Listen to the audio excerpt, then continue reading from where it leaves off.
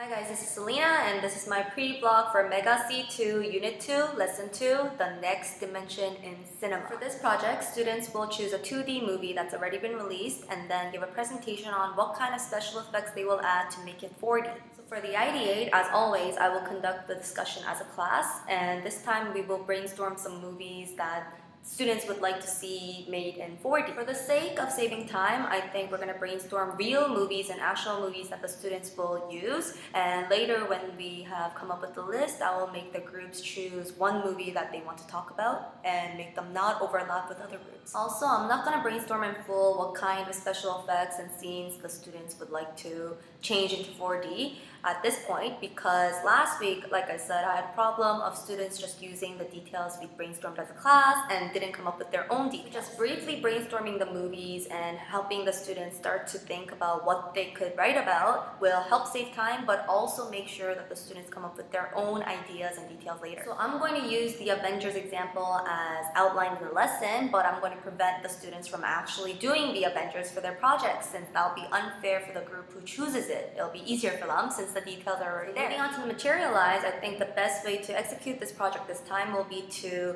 give each group member one effect that they want to add to the movie. So dividing up the script like this proved to be very effective for me in the past, so I'm going to continue on with this.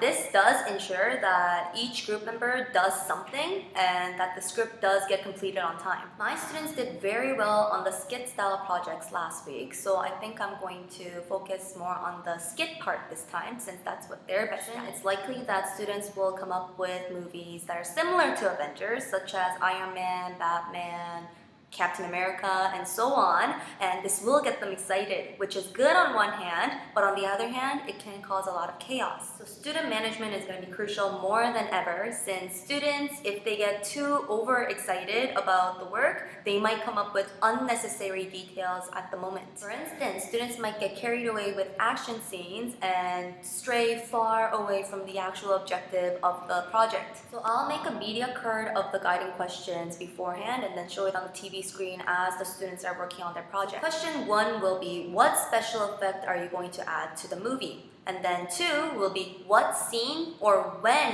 are you going to add the effect? 3 will be, show the scene, act it out, how's it going to be? And then 4 will be, why or how is a special effect making the scene or the movie in general better? So make sure everyone is on the same page and that everyone understands the objective and the point of the project, and let them get excited, but don't let them get too carried away about certain stuff.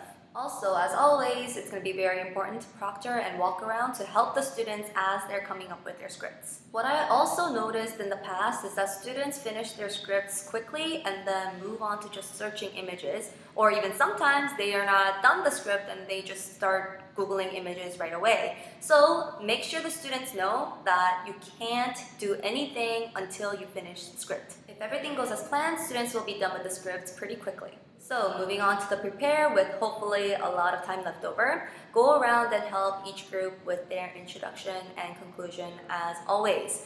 However, this week, as I said in my previous video, I'm going to try and elicit more of the introduction conclusion from the students themselves. So try to get the students to fill in the blanks themselves, or show them the list of expressions beneath the introduction and conclusion for them to choose which one they think is the best. After the script's finally been finalized, the students can now move on to making their PowerPoints. Sometimes students tended to fight over what images they would find, or who would find the images, who would make the PowerPoint. So this time, to prevent that kind of chaos from happening, I'm going to assign each group member a specific term they should search for on Google Images. So whatever special effect the group member was responsible for when they were writing their scripts, that's what they will search for when on Google Images. This will make sure that the image search will be fair and equal among the group members. And then for the actual PowerPoint, maybe it'll be best if the teacher chose one trustworthy student to make the actual PowerPoint on their tabs. Or you can choose the group member who finishes the tasks first.